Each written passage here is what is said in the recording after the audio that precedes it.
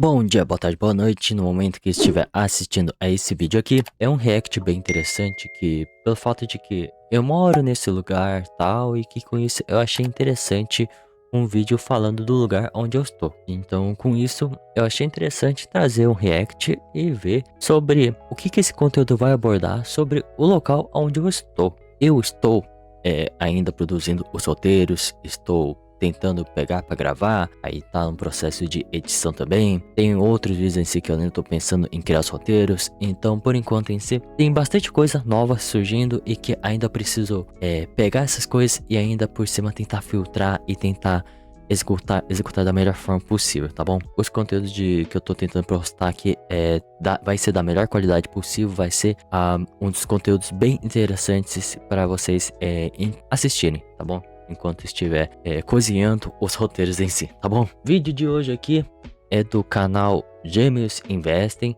e aqui ó, o vídeo deles é aqui ó, Japão aperta o botão que pode causar a próxima crise mundial. Já deixa o like aqui, que eu já sou inscrito e tal. E bem, não é novidade que o Japão passa por momentos complicados, apenas no sentido da economia no geral. Apesar de que tem ainda muitas coisas em si que você consegue conquistar as coisas, consegue realmente tem um poder de compra em si que é basicamente muito boa em si. Só que existem certos fatores em si que acabou realmente prejudicando não só o mercado japonês e a parte sim do poder de compra da parte dos japoneses e também dos estrangeiros no geral, mas também o fato de que as coisas não são que nem antes, sabe? Em que antes as coisas conseguiam um pouco mais dinheiro, conseguia juntar um pouquinho mais, mas agora tá um pouquinho, decaiu um pouco, sabe? Mas mesmo assim você consegue meio que sobreviver e consegue se manter, sabe? Mas é isso, vamos ver aqui o que eles vão falar. Isso aqui é um alerta, pessoal. Nós temos nesse exato momento uma bomba armada no Japão, uma das maiores economias do mundo. E isso não é de hoje. Essa bomba foi armada e está crescendo há mais de 30 anos. E ninguém sabe exatamente quando ela vai explodir. Pode ser daqui um mês, daqui um ano, 5 anos, daqui 10. Mas pode ter certeza que quando isso acontecer, o estrago não vai ficar somente por lá. Vai abalar toda a economia mundial. É Estados Unidos, é Europa, até mesmo o Brasil. Porque a economia é interligada. É só vocês verem, quando teve a bomba lá em 2008 nos Estados Unidos, pegou o mundo todo. E vai pegar até mesmo o seu bolso, mesmo que você nunca tenha ido e nem colocado nenhum real no Japão. Na semana passada, a ministra das Finanças do Japão foi a público e soltou uma frase que parecia ser só mais uma reunião. Mas isso mexeu com o mercado inteiro. O juro do Japão caiu, o iene se valorizou em questão de minutos. E nesse vídeo, nós vamos explicar 3 coisas. Primeiro ponto,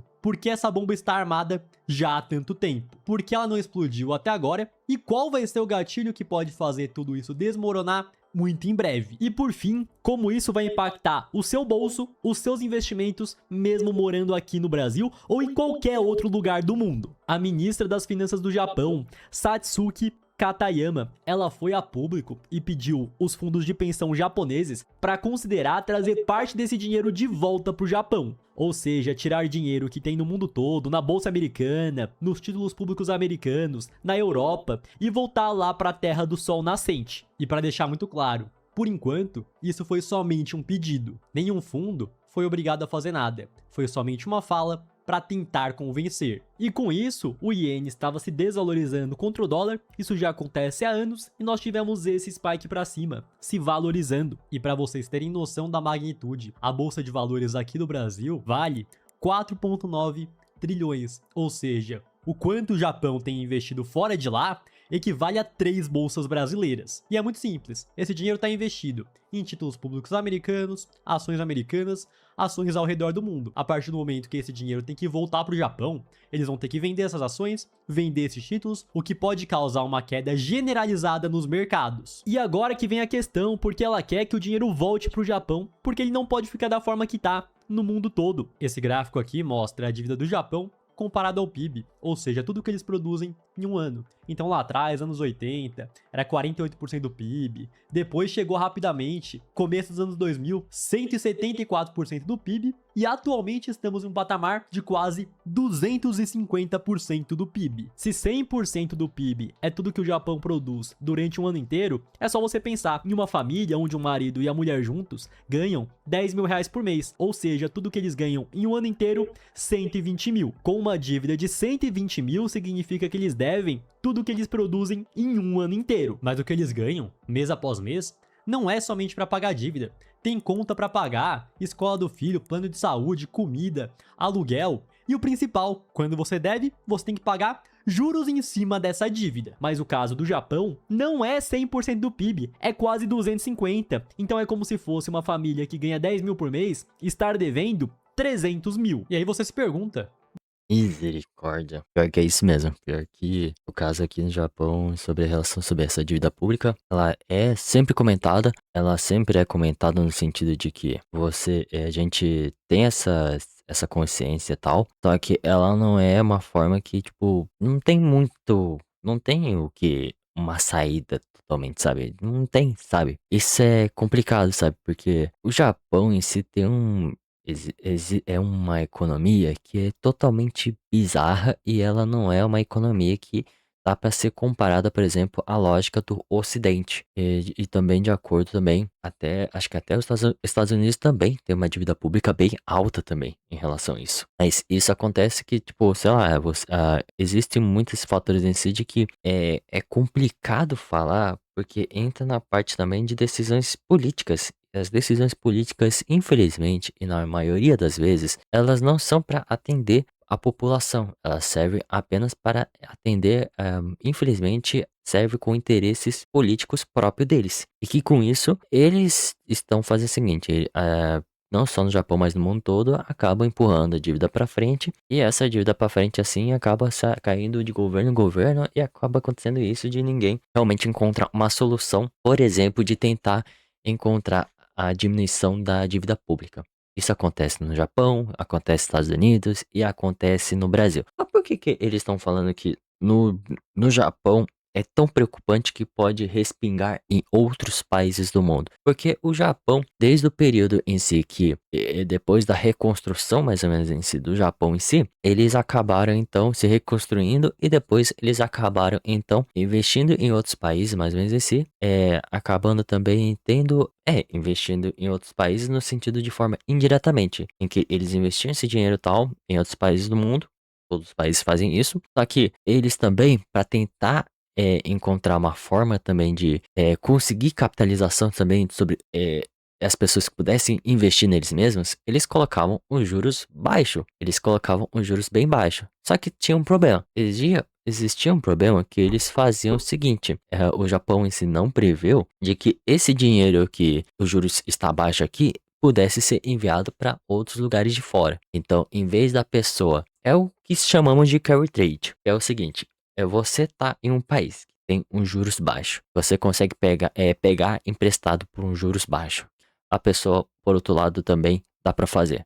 Naquele tempo. Hoje em dia, agora as coisas estão, as questões de leis regulamentares, também de investimentos na parte econômica e financeira já são mais pesadas e mais rigorosas. Mas o que naquele período as pessoas estavam fazendo? Se a pessoa estava aqui no Japão, ou a pessoa tem alguém que trabalha aqui no Japão, por exemplo, ou ganha em iene, mais ou menos em si, pegava os juros emprestado do Japão por um juros bem pequeno e pegava esse dinheiro e preferia investir em outros países que tinham juros maiores. Então, esse dinheiro que a ideia era tentar usar os juros baixos para tentar fomentar o consumo, acabou saindo pela culatra porque tinha gente que realmente estavam pegando esse dinheiro, esse dinheiro em si, só que também a concentração desse dinheiro que estavam pegando era muito mais voltado para investir em outros países que tinham juros maiores. Então, o que seria o cenário que a gente vê que é um pouco mais saudável, porém é um remédio amargo no geral? Os países do mundo possam, então,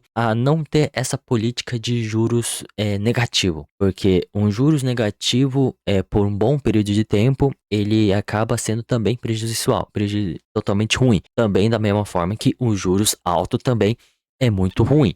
A gente tem que ter o equilíbrio na parte de econômica no geral, para que não seja nem muito extremo na questão de juros negativo e nem muito extremo no sentido de juros alto, para também, tendo juros altos também, você também não consegue incentivar o consumo do seu próprio país. Beleza, tá muito ruim. Porém, como que o Japão chegou nesse fundo do poço, nesse buraco gigantesco? E aí nós precisamos voltar lá na década de 90, onde estoura a bolha gigantesca no mercado financeiro e imobiliário do Japão. Depois dessa bolha, o país praticamente parou de crescer, ficou emperrado durante décadas. É um período que ficou conhecido como a década perdida, mas que na verdade já está durando mais de 3 décadas. E quando a economia não cresce, como consequência, a arrecadação de impostos que o governo tem também não cresce. Só que o governo tentou reanimar o país. Ele continuou gastando, continuou construindo estradas, pontes, investindo em tecnologia, mas para isso foi se endividando, porque somente os impostos não eram capazes de pagar esses custos. E para piorar, o iene, a moeda deles, só vem se desvalorizando. Então vocês podem ver aqui o iene comparado com o dólar, e se a gente puxar aqui de 2012 até o momento atual, teve uma queda de mais de 50%. Tanto que nós fomos no Japão ano passado e é o lugar mais barato do mundo para você comprar equipamento eletrônico, celular, câmera, notebook, roupa. Você vai no sushi com 6 pessoas e paga o equivalente a R$ 300. É mais barato comer lá no Japão do que no Brasil. Sendo que nos Estados Unidos, para quem já Aí tem um porém também. O problema agora também é o fato de que um trabalhador normal de fábrica e de serviços aqui, um funcionário normal, para quem recebe em iene também, pelo fato de que tem a desvalorização do iene, o poder de compra também acaba sendo um pouquinho menor pelo fato de que a moeda acabou valendo menos. Então, aqui realmente, para quem for ganhar um dinheiro muito bom e coisa do tipo, e quiser ter uma renda em si que você consegue uma boa grana, ou em tanto moeda forte, ou que nem eles têm, por exemplo, moeda em real, mas eles recebem bastante dinheiro, os Gems Invest, eles conseguem realmente vir pro Japão e conseguem olhar e falar assim, pô, mano, as coisas estão baratas e tal, aqui tem bastante eletrônico barato, realmente os eletrônicos aqui são bem acessíveis, comida no geral também, dependendo das coisas, assim, realmente você consegue comprar por preços bem camaradas mesmo. Só que para quem realmente trabalha e ganha aqui em iene também, que nem eu falei, consegue sobreviver, mas não quer dizer que realmente consegue fazer se estiver totalmente no luxo, sabe? Mas você consegue sim, consegue sobreviver. Não é um bicho, não é um negócio, não é um problema tão ruim aqui, sabe? foi sabe que é tudo mais caro. E se você tá viajando para fora do Brasil e não tá usando o cartão da Etherfi, você tá queimando dinheiro, porque o Vão lá, pessoal, apoiar o pessoal lá e tal. E vão lá no link lá. E porque o iene vem se desvalorizando tanto. Então nós temos dois principais motivos. O primeiro deles é taxa de juros lá no Japão. Então durante muito tempo, vocês podem ver aqui no gráfico, que a taxa de juros era negativa. Ou seja, se você deixa o teu dinheiro em iene, empresta para o governo japonês, você não está ganhando nada. E por que a taxa de juros estava até mesmo negativa? Para não valer a pena você deixar o seu dinheiro parado, para a economia girar, e eles queriam que o Japão crescesse. Só que aí o juro É isso que eu tava falando. Juros baixos requer, tipo, não vai deixar seu dinheiro parado para ficar rendendo, mas você vai usar esse dinheiro para tentar gastar ou tentar criar um negócio, por exemplo.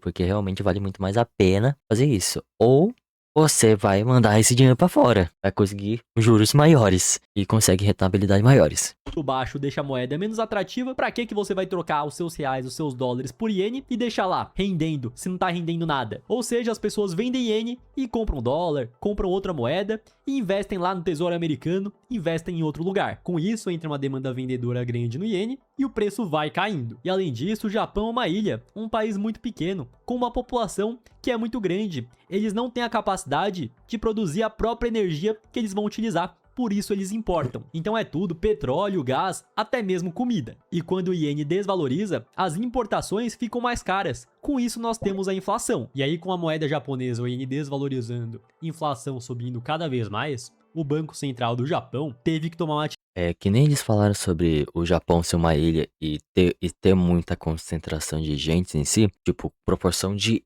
uma ilha.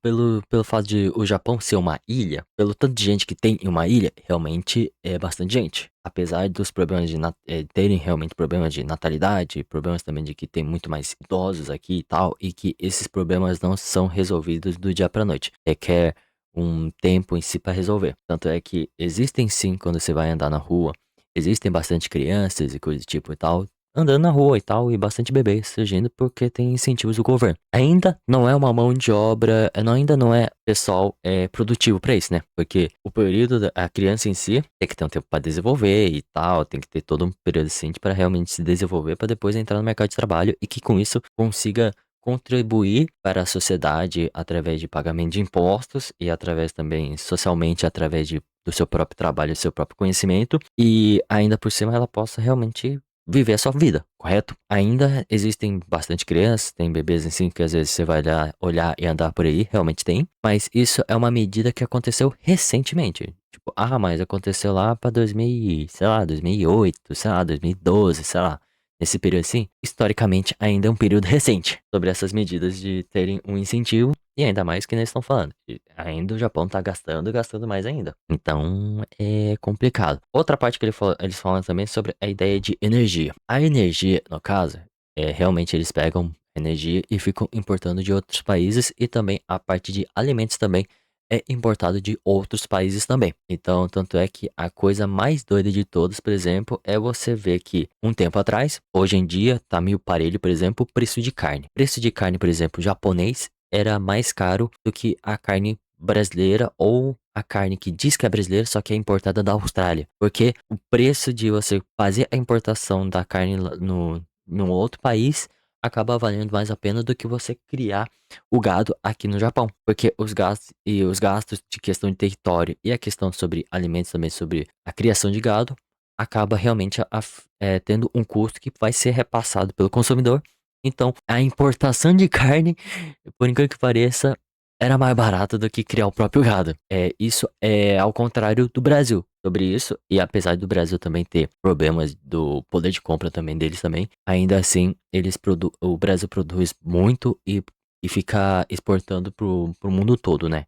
E com uma grande escala de exportação. E a questão de energia é um dos fatores que eu acho que poderia ser solucionado um pouco, seria a ideia em si, na minha opinião, de usarem a energia nuclear para o abastecimento de energias. Tanto é que um dos investimentos que eu gosto bastante, por exemplo, é investimentos em urânio. E urânio, depois que eu comecei a entender um pouco mais sobre a ideia de urânio em si, para mim, a minha percepção de investimentos deu um boost muito maior sobre conhecimento no geral, porque envolvia conhecimento sobre macroeconomia e sobre o que é o urânio específico, porque tem gente que só pensa que urânio é energia que só dá pra criar bomba nuclear.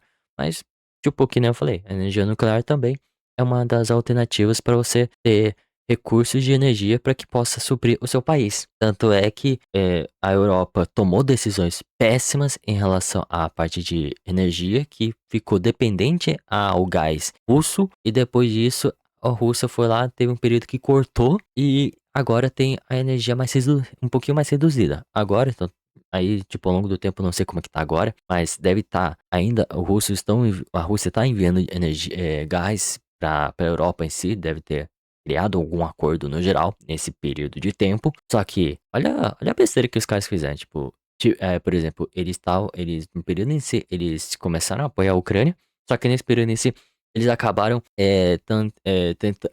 tentando sancionar a Rússia. Só que a Rússia fala assim: ah, beleza, vocês têm energia que vocês são dependentes de gás, do nosso gás, a gente corta. A gente corta. Aí nisso, ficou num período assim que eles estavam. A Europa estava também fechando todas as usinas nucleares deles em si e tentando pegar gás russo e também tentando encontrar formas de energia eólica, outro tipo de energias. Mas, tipo, eles estavam. Olha o nível de insanidade. Eles estavam com o gás russo, com uma concentração meio alta de dependência do gás russo, só que eles estavam cortando também a energia nuclear deles, coisa que eles poderiam usar a seu favor, mas eles começaram a cortar a energia nuclear pelo aquele discurso de pauta bonito, tal, de pautas ESG, pautas de meio ambiente, não sei o que, preocupação na parte ecológica, social e que na parte política mais limpinha e tal. Aí nisso, deu no que deu. E vamos ver como que vai ser o desenrolar do futuro no mundo todo como que vai ser. Atitude. Então essa taxa de juros, que durante muito tempo era até mesmo negativa, teve que começar a subir e subiu de forma gradativa até o momento que estamos hoje.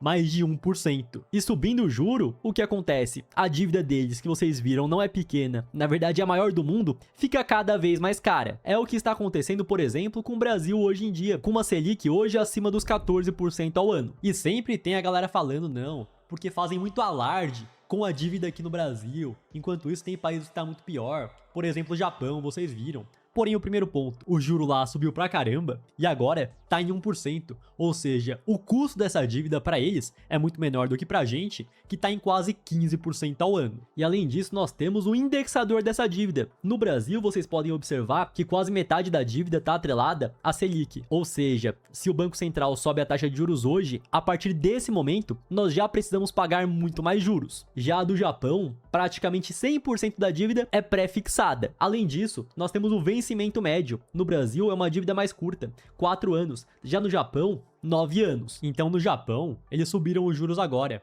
Porém, a dívida que eles já possuem enquanto eles pagam de juros, por ser pré-fixado, não muda agora. Vai mudar somente quando essa dívida aqui, esse título vencer, e ele ter que criar um novo título, agora sim, com uma taxa de juros mais alta. Ou seja, o problema existe, porém é mais lento. Eles têm mais tempo para pensar. E aí que vem o principal ponto desse vídeo, porque essa bomba está prestes a explodir. Então lembra da família, que ganha 10 mil por mês, porém deve 300 mil. Só que antes, essa dívida não tinha juros. Os 300 mil tava lá, essa dívida existe, mas não tem que pagar nenhuma manutenção. A partir do momento que se sobem os juros, e muitos pensam, não, mas era 0, agora tá 1, não mudou tanta coisa assim. Mas não se pagava nada de juros em cima dessa dívida. Ela não estava crescendo dessa forma por conta dos juros. Se a partir desse momento você tem que pagar 1% sequer de juros, como consequência, a dívida começa a crescer ainda mais rápido. E aí essa família se depara com 3 opções. A primeira, cortar gastos, que é algo extremamente impopular no mundo todo. E sendo sincero também, no Japão nós não temos casos de corrupção da mesma forma que temos no Brasil. Segunda possibilidade, a família tem que ganhar mais dinheiro.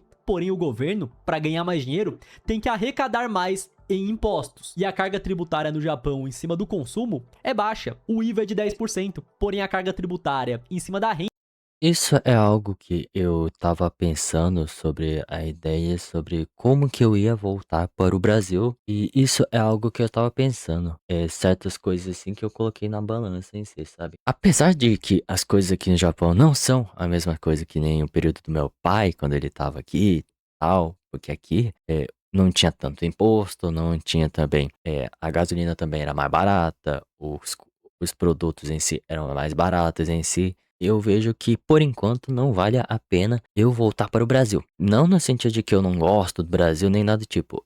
Se fosse para voltar, eu voltaria no momento que eu estivesse realmente bem mesmo, sabe? No momento que eu estivesse bem, não só de dinheiro, nem nada do tipo, mas realmente eu construir algo, sabe?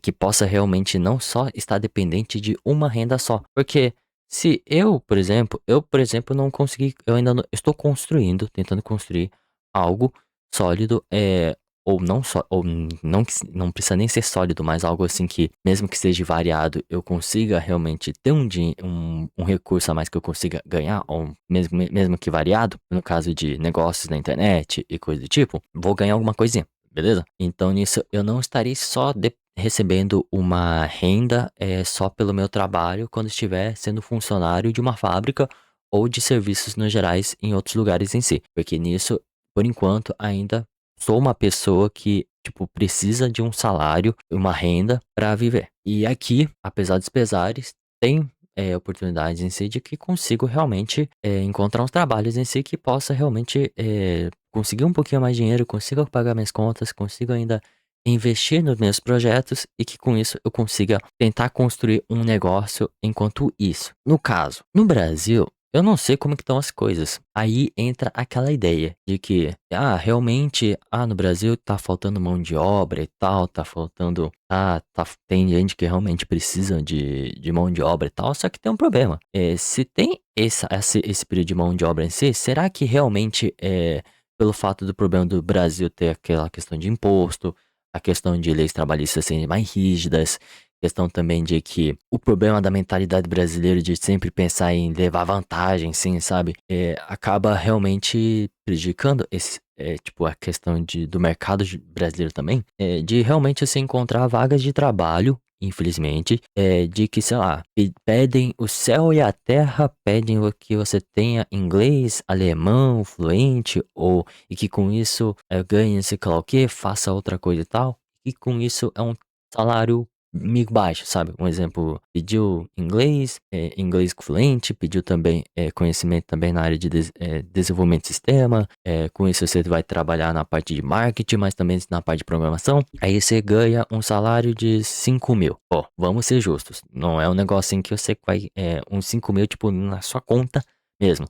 Porque a gente entende que tem a questão de imposto, questão de sei lá o que e tal. Então, né, não tô desmerecendo, assim, o chefe de um negócio, nem nada do tipo, mas realmente na questão do Brasil ter muitos outros fatores que acabam prejudicando também um negócio, acaba também respingando para o funcionário. Não é uma decisão tão simples se eu olhar e pensar o seguinte, nossa, eu vou sair do Japão e vou pro Brasil. Tipo, apesar de eu ser novo e tal, e apesar de que tem coisas em si que eu posso fazer e tal, eu ainda não tenho uma renda, tipo, uma renda variável eu possa realmente viver sobre o que eu quero, e nisso eu vou ter que pegar um trabalho. Só que esse trabalho também nem sempre vai trazer, tipo, não vai ser algo totalmente benéfico pelo fato de que não é um salário que eu vou conseguir.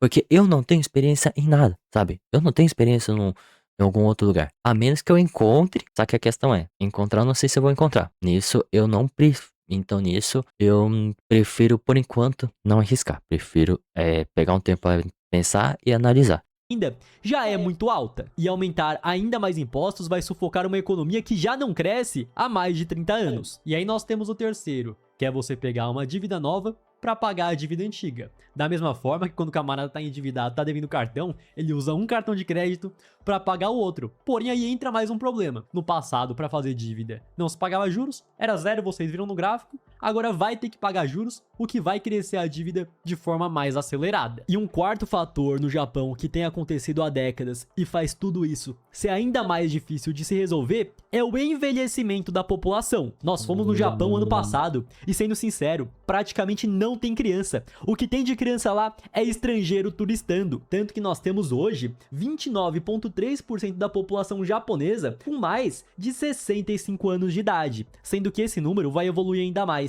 Em 2050, e aí você pensa, nossa, 2050 tá tão longe, mas na verdade não, estamos a menos de 25 anos de 2050. Um a cada 3 japoneses. Independente da situação, o tempo sempre vai passar. Eu, por exemplo, pensava o seguinte, nossa, você que, sei lá, você é adolescente ou você que é criança e tal, por exemplo, que se você estivesse assistindo o seu vídeo com seu pai, com sua mãe, assim, ou com o responsável, você vai pensar o seguinte, nossa, eu tenho, sei lá, uma idade e tal, criança e tal, e não vejo a hora de ser adulto. Não pensa nisso. Pelo amor de Deus. Aproveita. Aproveita. Sei lá, tenta estudar, mas estuda o que você realmente quer, o que você realmente vê que faz sentido pra você e que você consiga uma boa remuneração. E nesse período assim, tenta alguma coisa e erra. Tenta alguma coisa e erra. Você vai aprender muito mais coisas em si. Eu, profundamente, me arrependo de não ter criado conteúdos no período que eu me estabilizei aqui. Eu me arrependo profundamente sobre isso, que eu poderia ter, beleza, eu comecei a estudar investimentos, comecei a estudar economia nesse período, eu tava juntando dinheiro, beleza. Em parte em si, eu não tomei um caminho tão ruim assim, mas, nossa, eu poderia ter conciliado também essa parte de juntar dinheiro para investimentos e também estudar economia, e que ao longo do tempo eu poderia também ter um pouquinho mais de tempo, de progressão, muito mais tempo do que eu tenho agora sobre a criação de conteúdos, e que com isso a criação de conteúdos me deixou ainda mais inteligente, não pelo fato de que, estou criando conteúdos, automaticamente eu fico mais inteligente. Não, muito pelo contrário. Tem muita gente que nem vai tentar, ou tem gente que vai tentar e ver assim, tentei 5 meses e não deu certo. Tipo, desisto, não é pra mim. Eu tô, apesar de ter um tempo assim que eu não tive um período de frequência, eu tentei pensar, calcular, pensei sobre as coisas no geral, como que eu poderia melhorar tal coisa, como que eu poderia fazer tal coisa, foi um dinheirinho e tal, e que com isso eu pensei e comecei a construir as coisas ao longo do tempo pelo fato de que eu tive muito mais oportunidade de tentar e errar várias vezes. E quando você é novo, se você tentar e errar, uma pessoa que é jovem, uma pessoa que for um pouquinho mais velha, ela não vai te julgar por forma ruim, sabe? Ela vai até te ajudar, cara. Se você realmente, mas se você for uma pessoa que, pô, tem uns 40 ou 50 anos, a margem de erro vai ser menor, sabe? Você não vai ter muito tempo pra você errar e tentar reaprender e se adaptar. Então, se você for uma pessoa nova assim, cara, tenta encontrar da melhor forma como que você consegue aproveitar a sua vida, estudar da melhor forma possível, encontrar uma forma de estudar as coisas que você gosta e com isso também possa te trazer dinheiro pra você e muita prosperidade. E com isso também tente transformar o estudo em algo que seja uma peça de quebra-cabeça que possa ser encaixada toda vez enquanto você estiver vivendo e tentando, acertando e errando, independente da situação, você vai conseguir, beleza? Vai ter mais de 65 anos de idade. E aí pensa novamente na família. Família grande, aquela casona, um monte de gente. Se nós temos poucos idosos, um idoso, dois idosos e um monte de jovem trabalhando, um monte de adulto, é sustentável, faz sentido. Agora se passam a ter muito menos adultos em idade produtiva e muito mais idosos somente consumindo, a situação fica pior. Então a situação do Japão vai piorando, mesmo que não tenha nenhuma crise externa, simplesmente pelo que está acontecendo lá dentro. E aí o governo está querendo encontrar uma solução. E uma questão que é indiscutível dos japoneses é que eles têm uma boa capacidade de poupança. Isso é cultural deles. Os próprios idosos há muito tempo já sabiam que tinham que ter uma poupança para que conseguissem se aposentar com segurança, sem ficar dependendo do governo. E por isso que os fundos de pensão são gigantescos. Para quem não sabe, fundo de pensão é fundo de aposentadoria. É uma aposentadoria privada. E aí que vem a questão, nós temos 11 trilhões dos japoneses que estão fora do Japão e investidos em outros países. Essas aqui são as empresas mais valiosas do mundo. Nvidia, 5 trilhões de dólares, o dinheiro dos japoneses. Fora do Japão, já são duas Nvidia. Apple, 4,8 trilhões de dólares. Dá duas Apple e ainda sobra bastante dinheiro. O Google, 4,5 trilhões. Vocês veem a partir disso aqui que 11 trilhões de dólares dos japoneses fora do Japão é um dinheiro gigantesco. Mas lembrando, e que fique muito claro, esse dinheiro não é do governo, e sim das empresas e das pessoas. E para vocês terem ideia, somente um fundo de aposentadoria, um fundo de pensão, que é conhecido como GPIF, administra 1,8 trilhão de dólares. E foi exatamente esse fundo que a ministra citou na prática quando fez o pedido. E não para por aí, existe outro dinheiro que nem é dos japoneses, que está espalhado pelo mundo todo. Porque o Japão, vocês viram, deixou o juro em zero durante décadas, e isso abriu uma grande brecha no sistema. Então, para vocês entenderem como funciona esse mecanismo, pensa comigo, se você tivesse a possibilidade de pegar dinheiro emprestado lá nos Estados Unidos, porém para pagar zero de juros, ou muito próximo disso, você poderia pegar esse dinheiro nos Estados Unidos, não pagar juros nenhum, transformar em reais e pegar esses reais e investir no Tesouro Direto, ganhar 15% ao ano. Essa é a diferença. Esse rendimento que você está tendo vira lucro para você. Isso aconteceu no Japão. As empresas, os magnatas estavam pegando empréstimos, pagando praticamente nada de juros e investindo no mundo todo. Na bolsa americana, título público americano, eles estavam tendo ganho fora do Japão.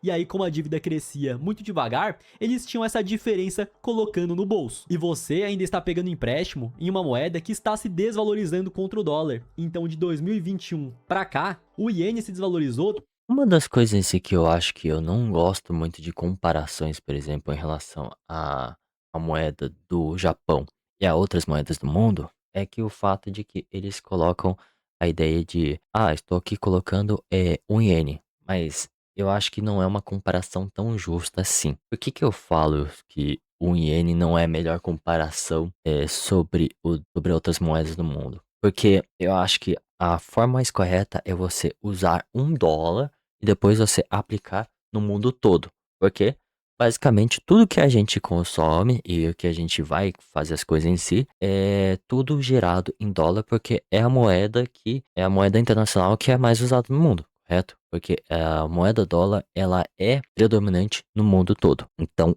acho que o correto seria você pegar um dólar e depois você analisar outras moedas em si. Se for realmente, acho que no caso, se eles estão fazendo o processo de comparar um iene sobre um dólar de maneira tipo, mostrar a proporção do que é realmente um iene, beleza, agora entendo.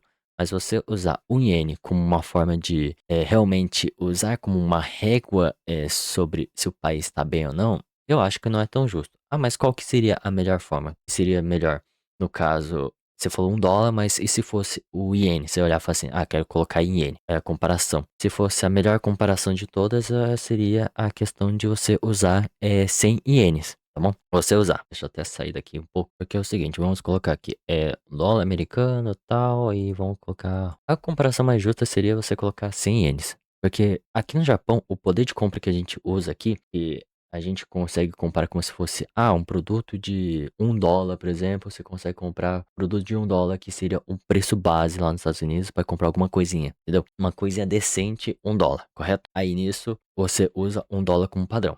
Aqui no Japão se usa muito os 100 ienes.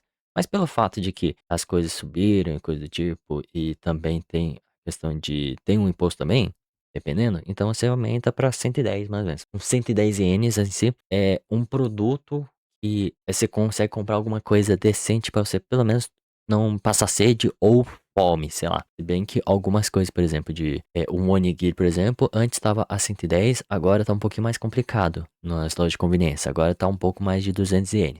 No mercado, você consegue comprar por 80, 90 ienes assim, mas tipo, é mercado, então não é uma conveniência assim que você consegue sempre, não tá tão disponível, tipo um onigiri a 100 ienes. Você tem que esperar quer dizer, de abrir o mercado e até esse período de fechar o mercado, você tem a conveniência de comprar um onigiri mais barato. Porque no mercado, os produtos no mercado é mais barato do que uma loja de conveniência, do que no combine. A comparação acho que seria melhor assim se for realmente ver, para quem mora no Japão, ver a questão de usar 100 ienes e ver no mundo todo como é que tá a situação. A moeda aqui você vai ver, dólar tá 68 cents. 168 centavos em dólar. Agora colocando aqui em real aqui, ó. Aqui, ó, real. 3,11 reais. 100 ienes, tá bom? Tipo, o que a gente usa como padrão aqui, comprando alguma coisa decente assim por 100 ienes, lá aí no Brasil é 3,11.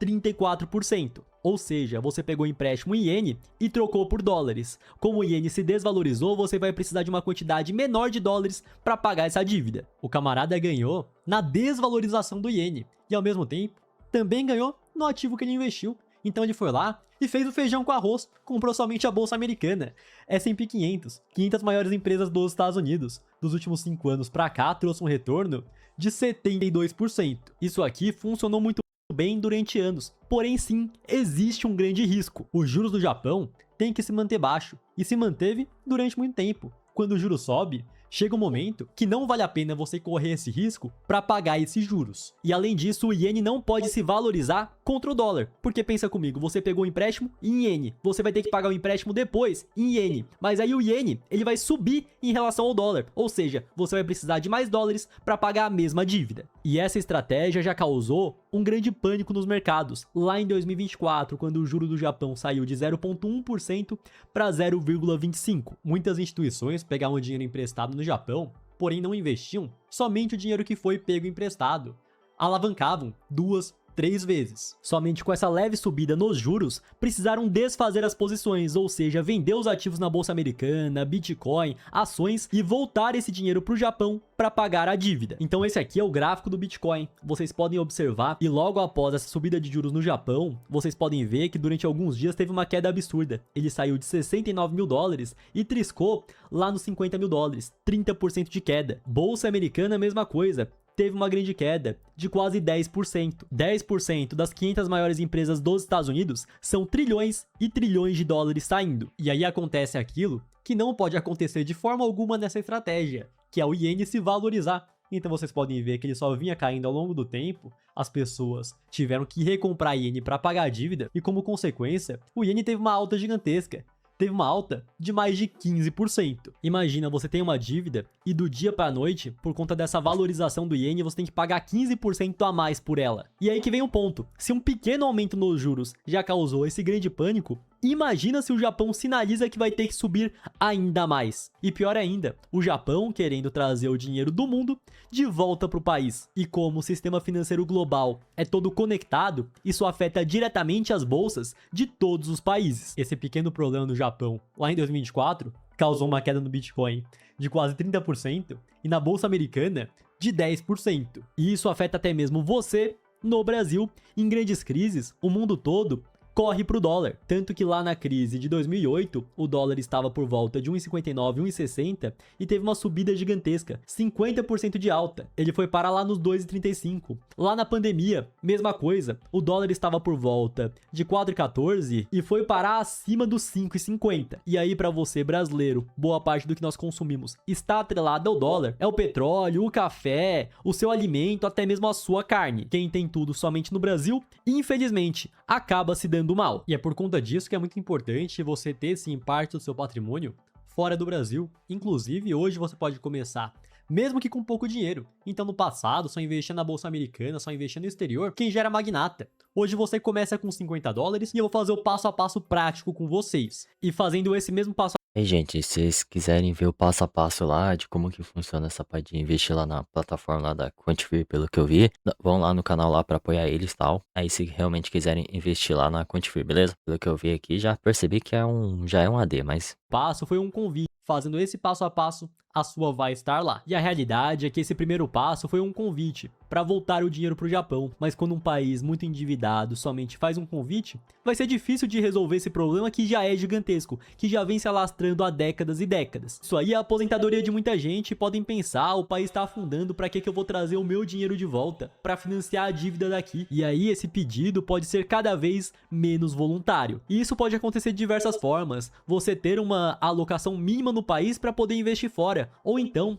que os impostos vão aumentar para que tenha o dinheiro fora do Japão. E isso não é um caso isolado do Japão. Você pega, por exemplo, a Argentina, onde o peso estava somente se desvalorizando. Você não podia, de forma legalizada, pegar os seus pesos e trocar por dólar. Tinha limite. Tanto que surge também um dólar paralelo. O próprio Brasil foram lá, subiram o IOF. Para você converter os seus reais que você já pagou imposto por outra moeda estrangeira, vai ter que pagar mais imposto. E diversos outros países já enfrentam o mesmo problema do endividamento. Só não está no mesmo nível do Japão. E é óbvio que eu discordo totalmente dessas políticas. Que você foi lá, trabalhou, ganhou seu dinheiro e deveria poder investir onde quiser. E aí, depois de tudo isso, você entender o carry trade, entender a dívida do Japão, qual a melhor maneira de você se proteger em um cenário de crise, em um cenário onde a bolha estourou. E a solução não é ter todo o seu dinheiro em somente um lugar, e sim ter uma carteira diversificada, aproveitando as oportunidades que existem em cada classe de ativo. Então existe a oportunidade de você investir fora do Brasil, ter parte da tua carteira dolarizada,